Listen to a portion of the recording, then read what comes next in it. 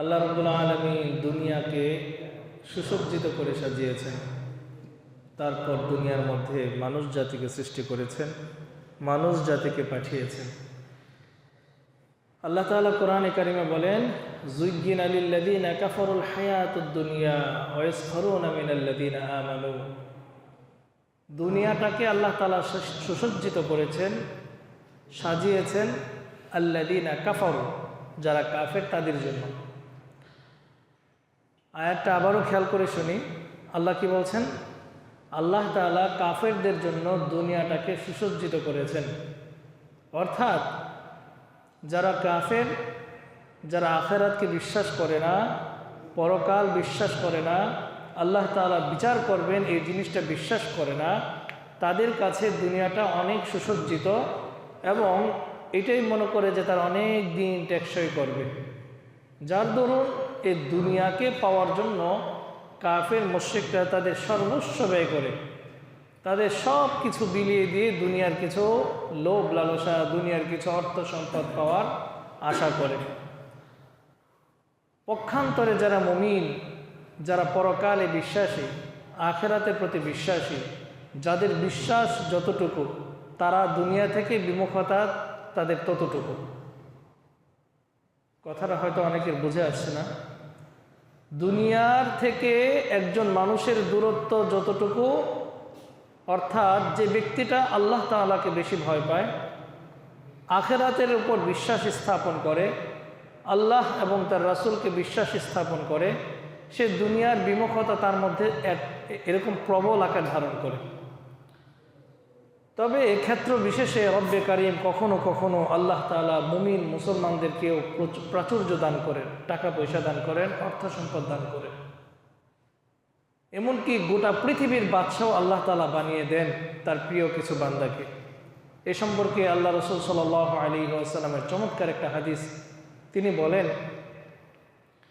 ইন্নাল্লাহা ইউতিদ দুনিয়া লিমান লা ইউহিব্বুহু ওয়া মান লা ইউহিব্বুহু ওয়া মান ইউহিব্বুহু। আল্লাহ রাব্বুল আলামিন দুনিয়া যাদেরকে আল্লাহ স্বয়ং ভালোবাসেন তাদেরকেও দেন, এবং যাদেরকে আল্লাহ ভালোবাসেন না তাদেরকেও আল্লাহ তাআলা দুনিয়া দিয়ে দেন। অর্থাৎ দুনিয়া এটা আল্লাহ রাব্বুল আলামিনের কাছে বড় বিষয় না। আল্লাহ তাআলা যাকে ভালোবাসেন তাকেও দুনিয়া দেন, যাকে ভালোবাসেন না তাকেও দুনিয়া দেন। আমরা যদি বর্তমান বিশ্বের দিকে তাকাই, সবচেয়ে বড় বড় ধনীর দিকে যদি তাকাই, তো দেখব অধিকাংশই কাফের। বিল গেটস, তারপর এই সফটওয়্যার ইঞ্জিনিয়ার যারা, উইন্ডোজের যে মালিক, alibaba.com-এর মালিক, এরকম বড় বড় যারা অবস্থানে আছে, শীর্ষ ধনীদের তালিকা যদি আমরা করি, তাহলে দেখব অধিকাংশই কাফের। এটা আল্লাহ রাব্বুল আলামিনের মহাব্বত পাওয়ার বড় বিষয় না যে আল্লাহ তাআলা মুমিনদেরকে গরিব বানায় রাখছে আর কাফেরদেরকে ধনী বানায় রাখছে, তার মানে কি কাফেরদেরকে আল্লাহ বেশি মহাব্বত করে? বিষয়টা এরকম না। হাদিসে এটাই বোঝাচ্ছে, আল্লাহ যাকে ভালোবাসেন তাকেও দুনিয়া দেন, যাকে ভালোবাসেন না তাকেও দুনিয়া দেন। আল্লাহ তাআলা ফেরাউনকেও দুনিয়া দিছিলেন। সারা পৃথিবীর মালিকানা ফেরাউনের নামে নামকরণ করে দিয়েছিল। সারা পৃথিবীর মালিকানা, ফেরাউন সমগ্র পৃথিবীর প্রেসিডেন্ট ছিল। পক্ষান্তরে আল্লাহ রাব্বুল আলামিন এই পৃথিবীর সমগ্র দায়িত্ব, সমগ্র রাজত্ব সুলাইমান আলাইহিস সালাতু ওয়াস সালামকে দিয়েছিলেন। পক্ষান্তরে আমরা দেখতে পাই কাফেরকেও আল্লাহ তাআলা দুনিয়া দেন এবং মুমিনকেও আল্লাহ তাআলা দুনিয়া দেন। দুনিয়াটা আল্লাহর কাছে বড় বিষয় না। এরপরের যে আয়াতটা, এই আয়াতটাই আপনাকে আমাকে ভাবায়, সেটা হচ্ছে আল্লাহ নবী সাল্লাল্লাহু আলাইহি সাল্লাম বলেন, ওয়ালা ইউতিল ঈমানা ইল্লা মান ইউহিব্বাহ। তবে আল্লাহ তাআলা যাকে ভালোবাসেন শুধুমাত্র তাকেই ঈমান দান করেন। সুবহানাল্লাহ। আল্লাহ তাআলা যাকে মহব্বত করেন তাকে ঈমান দান করেন। এর আগে কি বলছেন? যাকে ভালোবাসেন এবং যাকে ভালোবাসেন না উভয়কে আল্লাহ তাআলা দুনিয়া দান করেন। কিন্তু ঈমান কেবলমাত্র শুধুমাত্র আল্লাহকে যে ব্যক্তি ভালোবাসে, আল্লাহ যাকে ভালোবাসে তাকে দিয়ে থাকেন। সুবহানাল্লাহ। এবার আপনি আমি চিন্তা করি, আমরা আল্লাহর প্রিয় হতে পেরেছি নাকি পারি নাই? আমাদের ঈমান আল্লাহ তাআলা দিয়েছেন, এটার মধ্যেই কি আমরা সন্তুষ্ট আছি কিনা? দুনিয়া পাই নাই, এতে আমরা অসন্তুষ্ট নাকি সন্তুষ্ট না? এই ব্যাপারটা একটু আমরা নিজেদেরকে বিচার করি যে আল্লাহ তাআলা অমুককে দুনিয়া দিয়ে দিয়েছেন, আল্লাহ তাআলা দুনিয়ার সব সম্পত্তি তাকে দান করছেন, আমাকে দেন নাই। এই ব্যাপারে কি আপনি আমি নারাজ কিনা? এবং পক্ষান্তরে আল্লাহ তাআলা আপনাকে আমাকে ঈমান দান করছেন, এই ব্যাপারে আমি সন্তুষ্ট কিনা? আমি কতটুকু সন্তুষ্ট? আমার সন্তুষ্টের বহিঃপ্রকাশ আমার জীবনে কেমনভাবে প্রস্ফুটিত হয়েছে, প্রকাশ পেয়েছে, এটা নিজেদেরকে বিচার করি। যদি কেউ কোনো ব্যক্তি এই জন্য কষ্ট পেয়ে থাকে যে অমুককে আল্লাহ তাআলা দুনিয়ার সম্পত্তি দান করেছেন, আমাকে দেন নাই, তাহলে এই লোকটা তার উপর যে আল্লাহ তাআলা ইহসান করেছেন, দয়া করেছেন, এই দয়া সে ভুলে গেছে। ঈমান পাওয়ার পরেও যদি কোনো ব্যক্তি অসন্তুষ্ট থাকে, ঈমান পেয়েছে দুনিয়া পায় নাই, এতেও যদি কোনো ব্যক্তি অসন্তুষ্ট থাকে, সে আল্লাহ তাআলার অনেক বড় নিয়ামতের অস্বীকার করে বসলো। এজন্য দুনিয়া আমি নাও পেতে পারি, দুনিয়া হয়তোবা আল্লাহ তাআলা আমাকে নাও দিতে পারেন, এটা আল্লাহর কাছে বড় বিষয় না। হাদিসে আছে আল্লাহ নবী সাল্লাল্লাহু আলাইহি ওয়াসাল্লাম একদিন বাজার দিয়ে যাচ্ছিলেন, তো বাজারের মধ্যে একটা মৃত ছাগল পড়ে আছে, এমনিতেই মারা গেছে, জবে করা হয় নাই, এমনিতেই মারা গেছে, এবং ছাগলের কান কাটা, চামড়াগুলো ক্ষতবিক্ষত।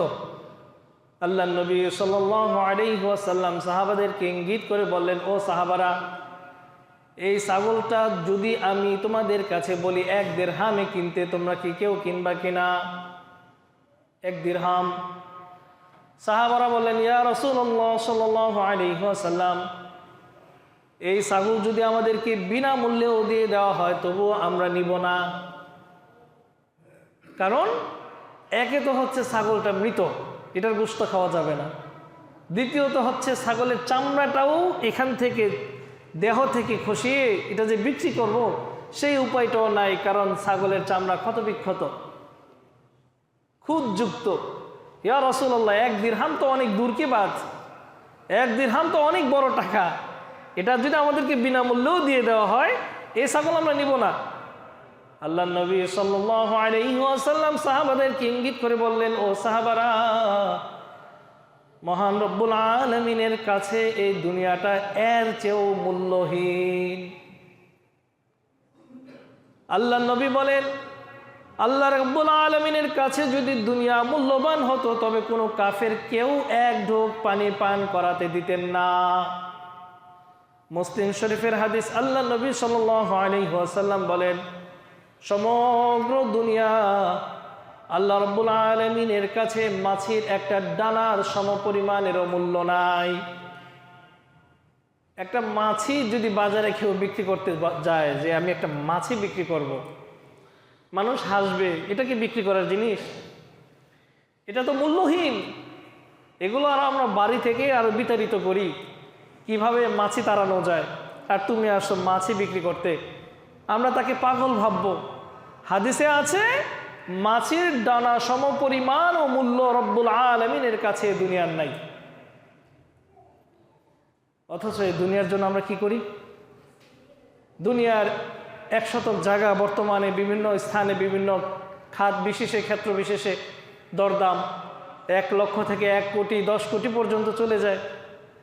ঢাকা, সেটা যদি আবার নিউ ইয়র্ক হয়, আমেরিকা হয়, এটার মূল্য বাড়তেই থাকে। সমগ্র দুনিয়ার মালিক যদি একজন হয়েও যায়, এবং দুনিয়ার নিচে যত খনিজ পদার্থ আছে, মাটির নিচে যত খনিজ পদার্থ আছে, স্বর্ণ, রৌপ্য, তৈল, কয়লা, এই সবগুলোকে যদি, এই সব মূল্যকে যদি এক পাল্লায় রাখা হয়, আরেক পাল্লায় যদি মাছির ডানা রাখা হয়, কোশ্চিনকালেও কিন্তু আমরা মাছির ডানাটাকে গ্রহণ করব না। অথচ রব্বে কারিমের কাছে সমগ্র পৃথিবীর যত মূল্য, এই মূল্য মাছের দানা সম পরিমাণ আল্লাহর কাছে নেই। এটা কেন বললেন আল্লাহ নবী? এই জন্য বললেন, যদি কিঞ্চিত পরিমাণ ওই দুনিয়ার মূল্য রব্বে কারিমের কাছে থাকতো, তবে এই পৃথিবীতে আল্লাহ বললে ওয়ালা ছাড়া কোনো ব্যক্তিকে এই পৃথিবীতে রাখতেন না। আপনার আমার ঘরের মধ্যে আমরা তাদেরকে বসবাস করতে দেই যারা আমার কথা শুনবে, যারা আমার কথা শুনবে, আমরা তাদেরকে আমাদের ঘরে থাকতে দেই, তাদের পিছনে টাকা খরচ করি। যখন সন্তানটা আমার কথা শুনবে না, তখন বাবা রেগে যায়, রেগে এক সময় বলে ফেলে যে তোকে ত্যায্য করলাম, তুই আমার ঘর থেকে বের হয়ে যা। এরকম বলে, তুই আমার ঘর থেকে বের হয়ে যা কখন বলে? যখন আমার ঘরটা নিজের কাছে দামি মনে হয়, আমার ইনকামটা আমার কাছে দামি মনে হয়, মাথার ঘাম পায়ে ফেলে যে টাকাটা আমি উপার্জন করেছি, সেই উপার্জনের টাকা দিয়ে আমি তোকে খাওয়াচ্ছি, পড়াচ্ছি, লেখাচ্ছি, সব কিছু করলাম। আজকে তুই আমার অবাধ্য, যা ঘর থেকে বের হ, তোর জন্য দুপুরের খাবার বন্ধ, তোর জন্য রাতের খাবার বন্ধ বলে থাকে মারা বাপেরা। কেন বলে? কারণ এই টাকাটা, এই জায়গাটা তার কাছে মূল্যবান, এই ঘরটা তার কাছে মূল্যবান, যার দরুন এই মূল্যবান জায়গায় অমূল্যবান কোনো ব্যক্তিকে সে দেখতে চায় না, তার অবাধ্য কোনো ব্যক্তিকে সে তার ঘরের মধ্যে দেখতে চায় না। এটাই হচ্ছে মানুষের একটা স্বভাব প্রকৃতি। কিন্তু রব্বে কারিম আল্লাহু আকবার, এই ব্যাপারে যদি আমরা একটু অ্যানালাইসিস করি, মিলাই, যে আল্লাহ তাআলাকে দেখতে পারে না এরকম অসংখ্য অগণিত কোটি মানুষ পৃথিবীতে আছে না? কত নাস্তিকদের বসবাস এই পৃথিবীতে, যারা নাকি আল্লাহকে অস্বীকার করে বসে আছে, যে কি এর আবার খোদা, কি এর আবার রব, নাউজুবিল্লাহ। এক তো আছে আল্লাহকে অস্বীকার করেনেওয়ালা, আর আরেকটা আছে আল্লাহ তাআলাকে স্বীকার করে ঠিক, কিন্তু আল্লাহর সাথে আরো কিছু শরীক করে, যাদেরকে মুশরিক বলি আমরা, মুশরিক, কাফের। তো রব্বে কারিম কাফিরকেও খাওয়াচ্ছেন, নাস্তিককেও খাওয়াচ্ছেন। কেন খাওয়াচ্ছেন? কারণ আল্লাহর কাছে দুনিয়ার কোনো মূল্য নেই, কোনো মূল্য নেই। হাদিসে এটাই আল্লাহ নবী বলতেছেন, দুনিয়ার মূল্য যদি রব্বে কারিমের কাছে মাছি ডানা সম পরিমাণও থাকতো, তবে এই দুনিয়াতে একটা কাফেরকেও আল্লাহ এক ঢুক পানি পান করাইতেন না, মেরে ফেলতেন। কারণ তখন এটা আল্লাহর কাছে দামি মনে হতো, কিন্তু আল্লাহর কাছে এই জায়গাটা একদমই দামি না, একদমই দামি না।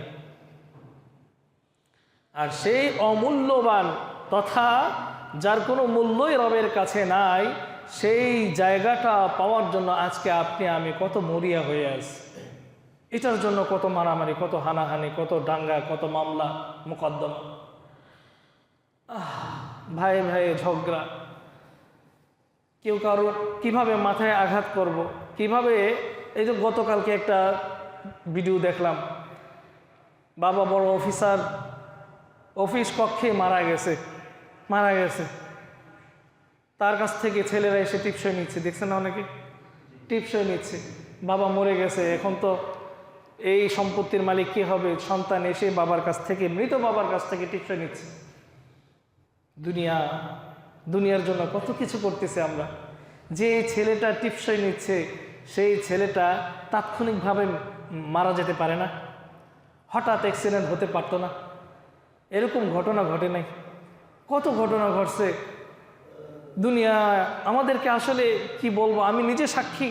আমি মুসল্লি, যখন নাকি নরসিংদীতে চাকরি করতাম, তো বিয়ে পড়াইছি।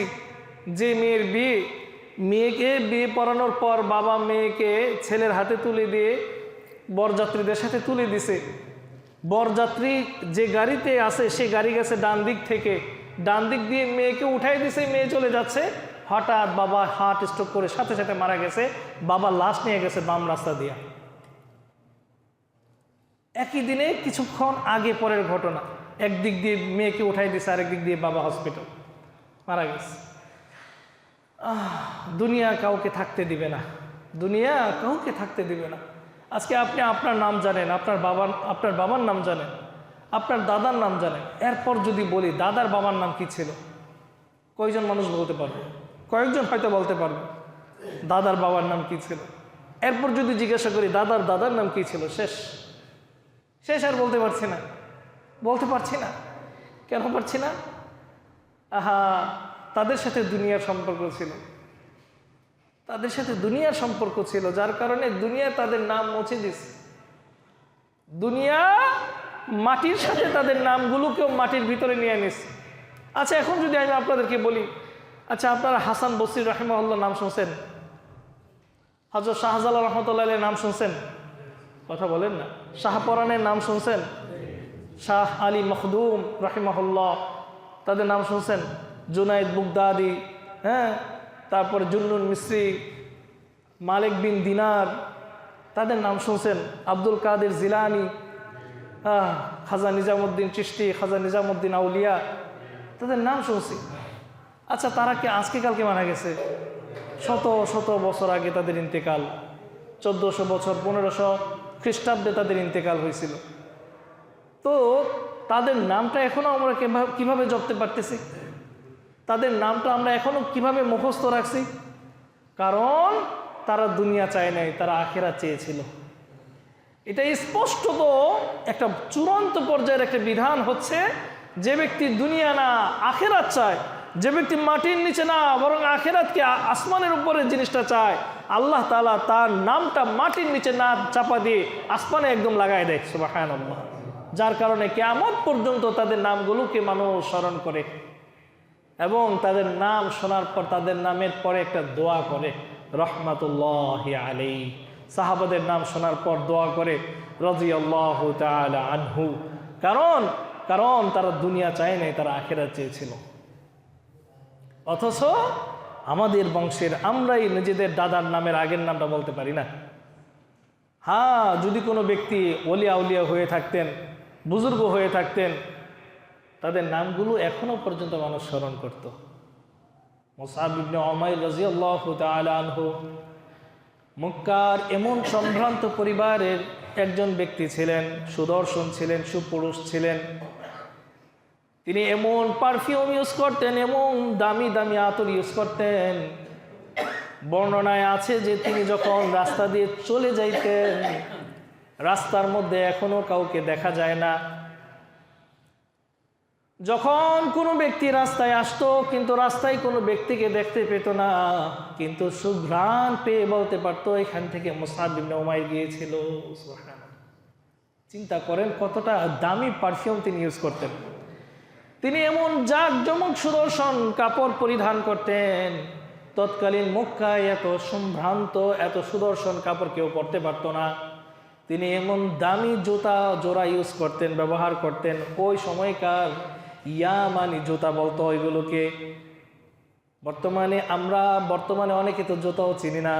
আমরা গরিব মানুষ, 1000-2000 টাকা জুতা কিনতে গেলেও আমাদের কলজা কাঁপে। কিন্তু আপনারা জানেন কিনা, বাংলাদেশে এরকম জুতাও আছে 1 লক্ষ টাকা জোড়ার দাম, জুতার দাম 1 লক্ষ। নিক আরো কিছু কিছু ব্র্যান্ডের জুতা আছে, যে জুতাগুলোর দাম 1 লাখ 2 লাখ, এরকম অহরহ। এক একটা চশমার দাম কয়েক লক্ষ টাকা, ব্র্যান্ডের জিনিস। এগুলোকে আমরা এখন ফ্যাশন মনে করি। মুসআব ইবনে উমাইরও এরকম দামি দামি জুতা ব্যবহার করছিলেন। তখন তিনি ইসলামটাকে চিনতেন না। যখন আল্লাহ নবী সাল্লাল্লাহু আলাইহি ওয়াসাল্লামের নাম শুনে আল্লাহ নবীর কাছে এসে বলেন, ইয়া রাসূলুল্লাহ, মুসলমান বানায় দেন। সুবহানাল্লাহ। মুসলমান যখন হয়ে গেলেন, তিনি তার ইসলামটাকে গোপন রাখছিলেন, কারণ ওই মুহূর্তে কুরাইশ বাহিনীরা নতুন নতুন মুসলমানদেরকে দেখে দেখে নির্যাতন করত। মুসআব ইবনে উমাইর তিনি যে মুসলমান হয়েছেন এই কথা তিনি কাউকে জানান নাই, তার মাও জানতো না। তার মা ছিলেন সম্ভ্রান্ত পরিবারের একজন মহিলা, ভদ্র মহিলা, শিক্ষিত মহিলা। তার নাম শুনলেও মানুষ ভয় পাইত। তার মার কাছ থেকেও তিনি তার ইসলামের এই ঘটনাকে গোপন রাখছেন। কিন্তু ঘটনা চক্রে ওই মাও জেনে গিয়ে মুসআবকে বলেন, ও মুসআব, শুনেছি তুমি নাকি ইসলাম ধর্ম গ্রহণ করছো। মুসআব বলেন, হ্যাঁ। তার মা তাকে বন্দি করে কিছু এরকম সশস্ত্র বাহিনী দাঁড় করায় দিছিল, যে এই মুসআব যেন ঘর থেকে বের হতে না পারে, তাকে শাস্তি দেওয়া হবে। কিন্তু মুসআব ইবনে উমাইর কোনো ঘটনাচক্রে বের হয়ে তিনি আবিসিনিয়া, যেখানে নাকি মুসলিমদের সর্বপ্রথম হিজরত, নাজ্জাশীর এলাকা, ওই নাজ্জাশীর এলাকায় চলে যায়। ওখানে তিনি তার ঈমান নিয়ে চলে যান। আল্লাহু আকবার। প্রথম যে কথাটা বলেছিলাম, যে হাদিসটা বলেছিলাম, এই হাদিসটা মুসআবের সাথে খুব মিল রাখে। আল্লাহ রাব্বুল আলামিন যাকে মহাব্বত করেন তাকে দুনিয়া দেন, যাকে মহাব্বত করেন না তাকেও দুনিয়া দেন। কিন্তু শুধুমাত্র ঈমান তাকেই দান করেন যাকে কেবলমাত্র আল্লাহ মহাব্বত করেন। ওই মুসআব ইবনে উমাইর কোটি কোটি টাকার মালিক ছিল, তার এক একটা পায়ের জুতার দাম ছিল লক্ষ লক্ষ টাকা বর্তমান বাজার দর। তার পোশাক ছিল সুদর্শন পোশাক, সুন্দর সুন্দর পোশাক। তার পারফিউম ছিল ওই মক্কার মধ্যে একদম দামি দামি পারফিউম। তিনি সব কিছু রেখে শুধুমাত্র ঈমানটাকে টেকানোর জন্য তিনি হিজরত করে চলে গেছে। সম্ভব আমাদের পক্ষে? আপনি একটু নিজেকে একটু কল্পনা করেন, ঘটনা একটু পরে বলি। এইবার আপনি একটু নিজেকে চিন্তা করেন, ধরেন আপনি ইসলামটাকে এখনো কবুল করেন নাই, হঠাৎ ইসলামের কথা শুনছেন। আপনার কি মনে হয় সব কিছু ত্যাগ করে আপনি কি পারতেন ইসলামটাকে কবুল করতে এই মুহূর্তে? কয়জন পারতেন? একটু চোখ বন্ধ করে একটু কল্পনা করেন তো, দুনিয়াটাকে ছাড়তে পারতেন কিনা, মাকে ছাড়তে পারতেন কিনা, বাবাকে ছাড়তে পারতেন কিনা, সব কিছুকে বিসর্জন দিয়ে শুধুমাত্র ইসলামটাকে টিকানোর জন্য এলাকা থেকে চলে যেতে পারতেন কিনা? এবার একটু চিন্তা করেন। আজকে আমাদের অবস্থা এমন হয়েছে, আলহামদুলিল্লাহ আমার বাপ মুসলমান ছিল বিধায় আমি মুসলমান হয়েছি। কথাটা কষ্ট নিয়েন না, বাপ মুসলমান ছিল বিধায় আজকে আমি কি কোনো মতে মুসলমান হয়েছি। আল্লাহ না করুন যদি আমার বাপ মুসলমান না হইতো, আমার ইসলাম গ্রহণ করাটা অনেক কষ্ট হয়ে যেত।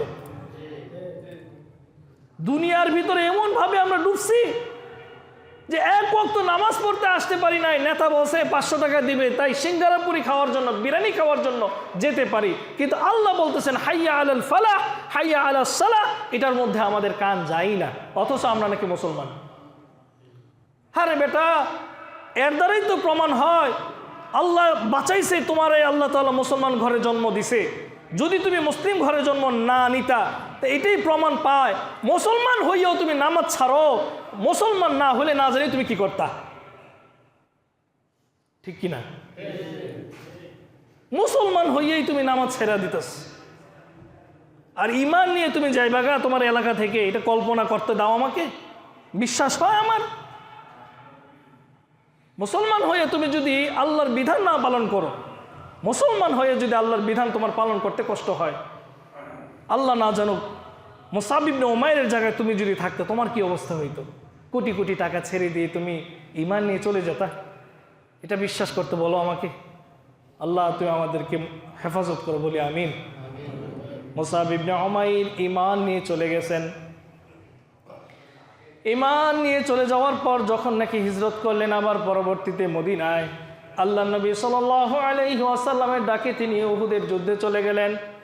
আল্লাহ রাব্বুল আলামিন মুসআব ইবনে উমাইরের হাতে ঝান্ডা দিয়ে দিলেন, মুসলিমদের ঝান্ডা, যে ও মুসআব তুমি এই ঝান্ডা বহন করো।